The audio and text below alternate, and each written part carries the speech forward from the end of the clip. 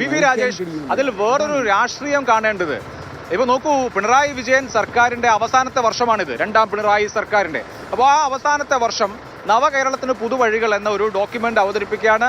ആ ഡോക്യുമെന്റിൽ ചർച്ച നടക്കുകയാണ്. അത് ഫൈനൽ ആവാൻ പോവുകയാണ് സമ്മേളനം കഴിയുമ്പോൾ. അതിനർത്ഥം പിണറായി 3.0 റെഡിയാണ്, അതിങ്ങനെ ലോഡ് ചെയ്തുകൊണ്ടിരിക്കുകയാണ്. മൂന്നാം പിണറായി സർക്കാരിന്റെ ഒരു വികസന നയരേഖ പോലെ അത് വരും. അത്രയും കോൺഫിഡന്റ് ആണ് അവർ എന്നല്ലേ? ഞാൻ ആ പോയിന്റ് തന്നെയാണ് ഞാനും പറയാൻ ഉദ്ദേശിക്കുന്നത്. അതായത് ഈ സമ്മേളന പരിപാടികൾ വീക്ഷിക്കുന്ന ഒരാൾക്ക്, ഇപ്പോൾ ഞാൻ വീക്ഷിച്ചപ്പോൾ എനിക്ക് തോന്നിയത് CPM-ൻ്റെ ഒരുപാട് സംസ്ഥാന സമ്മേളനങ്ങൾ നമ്മൾ കണ്ടിട്ടുണ്ട്.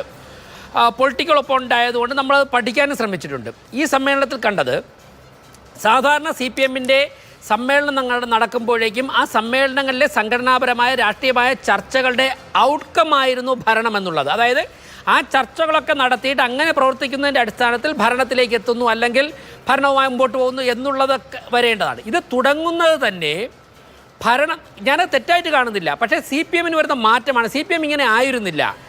6 മണിക്കൂറാണ് മുഖ്യമന്ത്രിക്ക് ഇതുമായി ബന്ധപ്പെട്ട് എക്സ്പ്ലനേഷനൊക്കെ വേണ്ടി കൊടുത്തിരിക്കുന്നത്, അവതരണത്തിനും വിവരണത്തിനും ഒക്കെ വേണ്ടി കൊടുത്തിരിക്കുന്നതെന്നാണ് വാർത്തകളിൽ നിന്ന് മനസ്സിലാക്കുന്നത്. എനിവേ, അപ്പോൾ CPM എന്നുള്ള കേഡർ പാർട്ടി ഭരണ തുടർച്ച ലീഗിനെ ഉൾപ്പെടെ കൂട്ടി ഭരണം നിലനിർത്തണം എന്നുള്ള ഒരവസ്ഥയിലേക്ക് പോകുന്നു.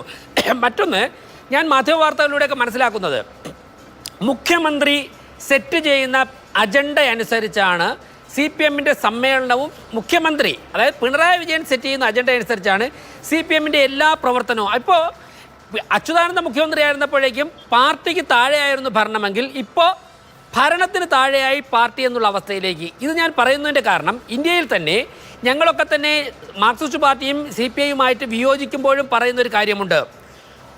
വ്യക്തി കേന്ദ്രീകൃതമല്ലാത്ത അല്ലെങ്കിൽ കുടുംബ കേന്ദ്രീകൃതമല്ലാത്ത 2 or 3 പാർട്ടികളാണ് ഇന്ത്യയിലുള്ളത്. അതിൽ ഒന്ന് BJP, ഒന്ന് CPI, ഒന്ന് CPM. ഇതിൽ നിന്നും CPM-നെ മാറ്റേണ്ട ഘട്ടം വന്നിരിക്കുന്നു. മറ്റേറെക്കുറെ ഇപ്പോൾ ലാലു പ്രസാദ് യാദവിൻ്റെ പാർട്ടി ആയാലും കോൺഗ്രസ് ആയാലും അതൊക്കെ ഒരു കുടുംബത്തിലാണ്. അഖിലേഷ് യാദവിൻ്റെ പാർട്ടി ആയാലും ഒരു കുടുംബത്തെ കേന്ദ്രീകരിച്ച് നിൽക്കുന്ന പാർട്ടിയാണ്. എന്നാൽ BJP-യും CPM-ഉം CPI-യും അങ്ങനെ ആയിരുന്നില്ല. ഇപ്പോൾ CPI-യെക്കുറിച്ച് ഞാൻ ആരോപണം പറഞ്ഞില്ല. പക്ഷേ CPM-ൽ വന്ന ഈ 2 മാറ്റങ്ങളുണ്ടല്ലോ. ഒരു വ്യക്തി സെറ്റ് ചെയ്യുന്ന അജണ്ടയിലേക്ക് വ്യക്തിയുടെ ആഗ്രഹത്തിനനുസരിച്ചേക്ക് മാറുന്നു. സംഘടനാ രാഷ്ട്രീയ കാര്യങ്ങൾ മാറ്റി അതൊക്കെ തന്നെ ലാസ്റ്റ് പ്രയോറിറ്റി കൊടുത്തിട്ട് ഫസ്റ്റ് പ്രയോറിറ്റി എങ്ങനെ ഭരണത്തിൽ കടിച്ചു തൂങ്ങി മുന്നോട്ട് പോകാം എന്നുള്ള അവസ്ഥയിലേക്ക് എത്തുമ്പോഴാണ് ഞങ്ങളുടെ സ്പേസ് അവിടെ ഓപ്പണായി വരുന്നത്. അപ്പോൾ കേരളത്തിലെ ഏറ്റവും പ്രധാനപ്പെട്ട കേഡർ പാർട്ടിയായി ഞങ്ങൾ മാത്രം മാറുന്നു. മറ്റൊന്ന്, ഈ പാർട്ടിയിൽ പ്രകാശ് കരാട്ടിൻ്റെ പ്രസംഗത്തിൽ ഒരിടത്ത് പോലും, പക്ഷേ ഞാൻ കേൾക്കാൻ വിട്ടുപോയതാണെന്നുണ്ടെങ്കിൽ എന്നോട് ക്ഷമിക്കണം, ഒരിടത്ത് പോലും ആശാവർക്കർമാരുടെ സമരം പരാമർശിച്ചില്ല. കേരളത്തിലെ കലാലയങ്ങളിലും സ്കൂളുകളിലും ഉൾപ്പെടെ കിട്ടുന്ന ലഹരി പദാർത്ഥങ്ങൾ MDMA, കഴിഞ്ഞ ദിവസം ഒരു വെളിപ്പെടുത്തൽ വന്നല്ലോ ശ്രീ വിഷ്ണുപുര ചന്ദ്രശേഖരൻ്റെ. കേരളത്തിൽ ഒരു വാട്സാപ്പ് മെസ്സേജ് അയച്ചാൽ വിത്തിൻ 2 minutes എവിടെ വേണമെങ്കിലും MDMA എത്താവുന്ന സാഹചര്യം കേരളത്തിലുണ്ടായിരിക്കുന്നു. കഴിഞ്ഞ 2-3 ദിവസമായി ദേശീയ അന്വേഷണ ഏജൻസി NIA SDPI-യുടെ ഓഫീസുകൾ റെയ്ഡ് ചെയ്ത് ഞെട്ടിക്കുന്ന രേഖകൾ പിടിച്ചെടുക്കുകയാണ്. പോപ്പുലർ ഫ്രണ്ട് കളക്ട് ചെയ്ത പണം മുഴുവൻ പോയിരിക്കുന്നത് SDPI എന്ന പൊളിറ്റിക്കൽ പാർട്ടിയാണ്. ഈ SDPI കേരളത്തിൽ ഏറ്റവും കൂടുതൽ വളർന്നത് എപ്പോഴാണ്? കഴിഞ്ഞ 9 വർഷത്തെ പിണറായി വിജയൻ്റെ ഭരണകാലത്താണ് SDPI കേരളത്തിൽ ഏറ്റവും കൂടുതൽ പഞ്ചായത്ത് മെമ്പർമാരും മുനിസിപ്പൽ കോർപ്പറേഷൻ കൗൺസിലർമാരും ജയിക്കുന്ന സാഹചര്യമുണ്ടായത്. അത് ചർച്ച വന്നില്ല. ലഹരി മരുന്നിനെക്കുറിച്ച് ചർച്ച വന്നില്ല. എല്ലാ ദിവസവും മാതൃഭൂമി ഉൾപ്പെടെയുള്ള മാധ്യമങ്ങൾ ഞെട്ടലോടെ ഞങ്ങൾ രാവിലെ വയ്ക്കുന്നത്. കാരണം തലേ ദിവസം വൈകുന്നേരം കേരളത്തിലെ ഏത് സ്കൂളിലാണ് സംഘർഷം നടന്നത്? 8ാം ക്ലാസ്സിലും 9ാം ക്ലാസ്സിലും 10ാം ക്ലാസ്സിലും പഠിക്കുന്ന കുട്ടികൾ നെഞ്ചക്കു കറക്കി സ്വന്തം സഹപാഠിയുടെ നെഞ്ചത്തടിച്ച് അവനെ കൊലപ്പെടുത്തുന്ന ഒരു സാഹചര്യം ഉണ്ടായിരിക്കുന്നു. അപ്പോൾ പൊതുവിദ്യാഭ്യാസ മേഖല എവിടെ?